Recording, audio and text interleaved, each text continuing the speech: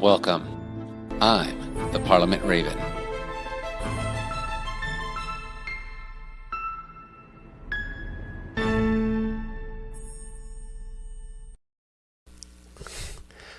Pull up a seat, pour yourself a cup of tea. My name's Jason Rodriguez, and I'm the Parliament Raven. Let's talk about something that probably has stolen more from your life than you realize. See, if you ever caught yourself in an endless scroll on your phone or even on your TV while you're calling, or heck, even your stinky pile of laundry waits, temptation doesn't start where you're already scrolling your life away. It begins long before, as we ignore the stubble calling to go do the things we need to do. And today, we're going to quest to spot those traps before we fall into them. Now, most people think temptation begins when they're already in the middle of a bad decision, but it doesn't. The alcoholic does not wake up with a drink in their hand. The affair doesn't start in the hotel room or late after work. The endless scrolling doesn't begin on the 5th hour on TikTok. It begins much earlier. And temptation is a thief. So if you think of it that way, a thief doesn't announce itself. A thief watches. A thief waits, looking for a weakness, trying to get in. They scope out the place. They're looking for cracks in the doors or your security. They're waiting for when you're out on a vacation during the weekend. This can be seen all the way back in the book of Genesis. In Genesis 4, 6, 7, we look back at Cain and his brother, and the Lord himself is talking to Cain. And the Lord said to Cain, "Why are you angry, and why is your face fallen?" Fallen like sad.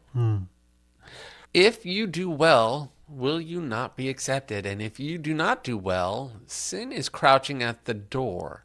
Its desire is contrary to you, but you must rule over it. So those desires are contrary to who you're created to be. I mean, it says this all the way back in the beginning. The very first book of the Bible, that thief, that temptation, that sin is contrary to who we were created to be. And we must master that. We must rule over it like an authoritarian dictatorship, even. So notice something. God doesn't tell Cain that sin is inside the house. It's at the door, waiting, watching, looking for permission. Temptation works this exact same way. It wants your time, your focus, your energy, your attention, and then it'll take your purpose. And if it can steal these things long enough, it can eventually steal your future and rule over you. Jordan Peterson has this idea of this dragon of chaos, and I find it useful in this idea that I'm building for you on this quest journey. This is where Jordan Peterson's idea really opens up. Think of it this way. Peterson often talks about dragons throughout mythology. The dragons represent chaos, the unknown, the thing that threatens your future, kind of like temptation, right? Most people imagine dragons as giant monsters, but some dragons look like distractions or procrastinations or laziness or comfort, entertainment without limit. And Peterson really brings that to the forefront in his teachings. The dragon isn't always trying to kill you. Sometimes it's just trying to keep you from becoming what you're supposed to be, the hero that will slay it. One of Peterson's quotes fits perfectly here. Compare yourself to who you were yesterday, not to who someone else is today. Or Matthew McConaughey also puts it this way. Compare yourself to you in 5 years. That's who you're aiming for. So depending on how you want to look at it, you can look back and compare yourself. Are you better? Or you can look forward and be like, am I attaining who I'm to be, that person that I'm trying to be to 5 years from now? Temptation constantly pushes a comparison, a narrative in our brains. It talks about escapism and becoming and comfort, and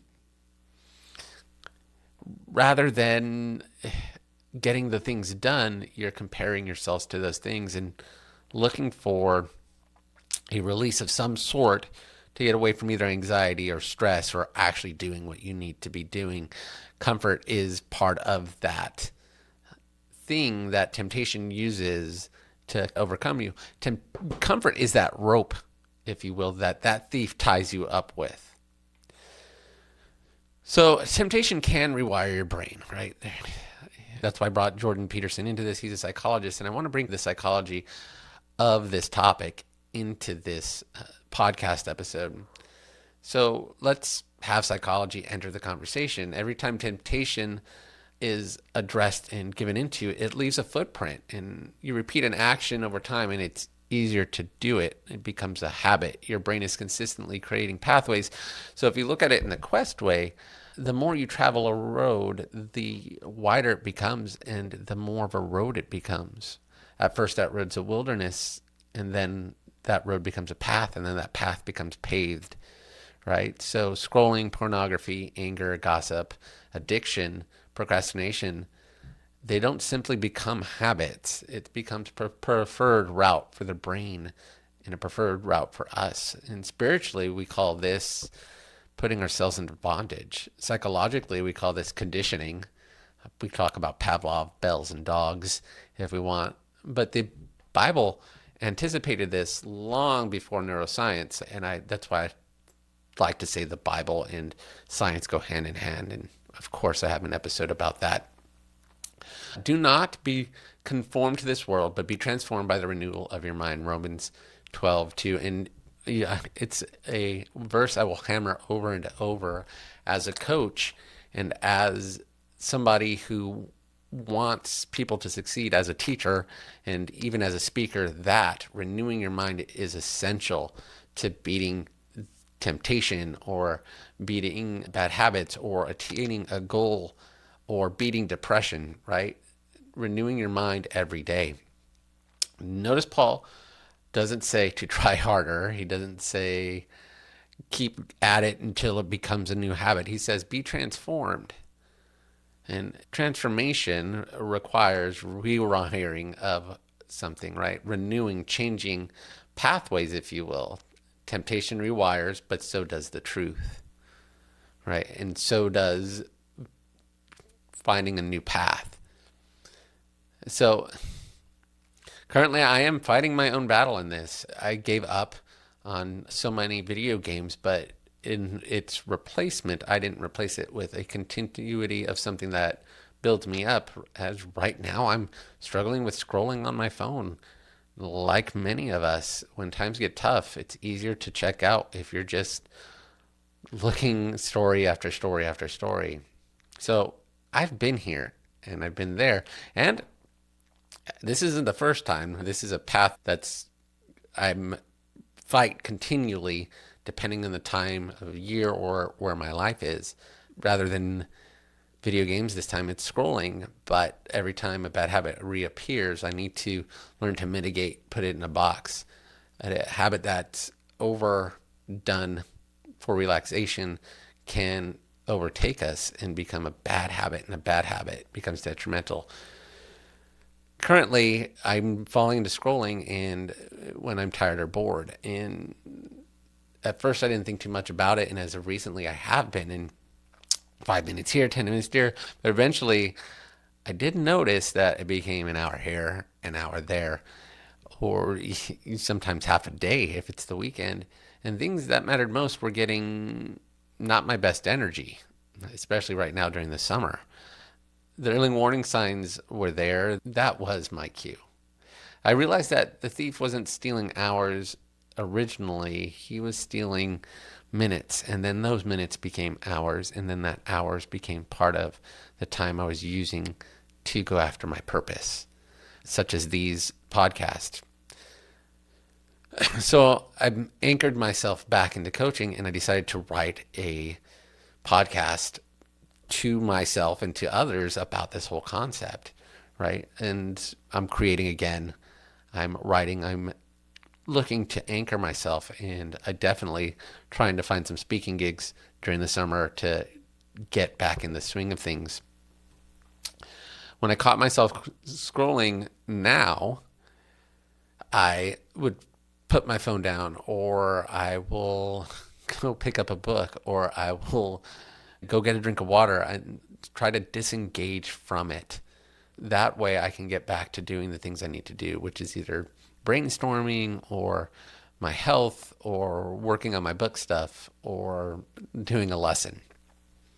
And by doing a lesson, either writing one or listening to somebody else teach one. I'm always trying to grow. And I start asking myself when I do really get deep into the thick of things of repeating a bad habit, and we always try to break these things because temptation brings us back continually, is what legacy am I trying to build, not only for myself, but for others? Because every yes to the scrolling and every yes to distraction becomes a no somewhere else, or an incomplete, or pushing something that should be immediately done. So that's my journey currently and in the past. Here are 5 ways to catch temptation before it catches you. Every temptation has a trial. So step 1, just recognize the cues. Ask, what am I feeling?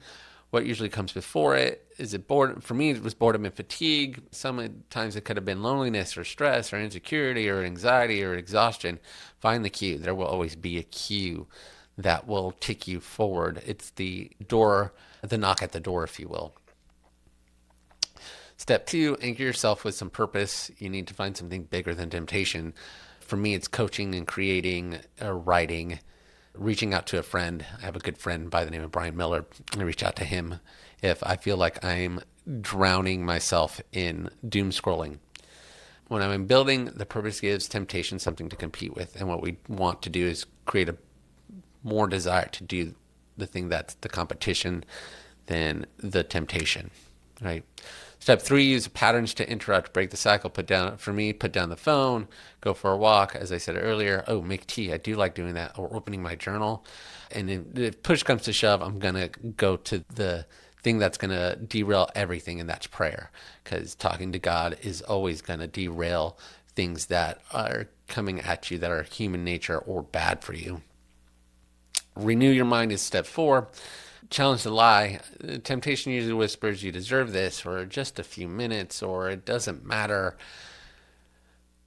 And truth asks, is this helping me become closer to God, to my calling, or to the legacy I'm trying to build? Philippians 4:8, it goes well with this. Finally, brothers, wherever is true, whatever is honorable, whatever is just, whatever is pure, whatever is lovely, whatever is commendable, think about these things, right? And I wish somebody had taught me to use this verse in reference to temptations, because temptation is not always these dumpster fire of things. It's not always the alcoholism. It's not always the pornography. It's not always the gambling or massive spending. It's not something massive. It can be as easily or as small as doom scrolling or continually ignoring a problem. And the more you ignore something, the more those thoughts become a pathway, and the more you follow those pathways. So choose the thoughts wisely. Remember and look for those cues. Last but not least, build accountability. You were never meant to quest alone. The Parliament exists for a reason. That's why there's a Discord where you can get a hold or ask questions, building a community there. Find some friends, a mentor, a coach like me, a spouse.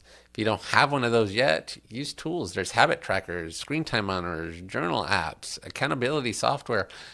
Trust me, somebody's always trying to make a buck, trying to help you out with these things. And some of these are free. They just have arduous ads, but still free. Technology can steal your time, but it can also help you reclaim it as long as you manage it. If you're having temptation with technology, then I suggest not using any of those methodologies. So the challenge of the week is this. Identify your thief. Just one. Not 10. Just one. Ask yourself, what's stealing my time? What cues come before it? What pattern interrupts will I use? I know 3 things are a lot, but they're necessary. Then write it down, because dragons are the hardest to defeat when they're hiding. You don't want a shadow dragon always consuming your time. Once you've named them, the quest can begin. So let me close with this. Temptation, as I said, isn't usually a dramatic fall. It's often 1,000 little tiny compromises, 1,000 little moments where a thief steals a little more and more ground. But you were never called to drift. You were called to build and create and become something to engage with this world and to bring you joy as you struggle with the challenges that come. And trust me, challenges will come. It's just part of being human. So this week, Parliament, don't wait until the dragon is breathing fire. Spot it at the door. Kick the thief in the booty. Catch that thief early. Renew your mind. Protect your time and your calling. And keep moving forward on the quest. Until next time, keep the tea warm. Keep your mind renewed. And walk with intention. If you'd like to go deeper, the Parliament doesn't end here. We have a Patreon where you can access extended teachings, reflections, and tools. The conversation continues in our Discord where seekers, creatives, and thinkers gather to discuss just about anything. And if you want gear for the journey, you'll find shirts, mugs, and more at the Parliament shop. All the links are in the description below. Thanks for walking the road with us. We'll talk again soon. Some ending music credits. Intro music by Russ Budgeon. Outro music by the Parliament Raven. Music arrangement by Sono AI.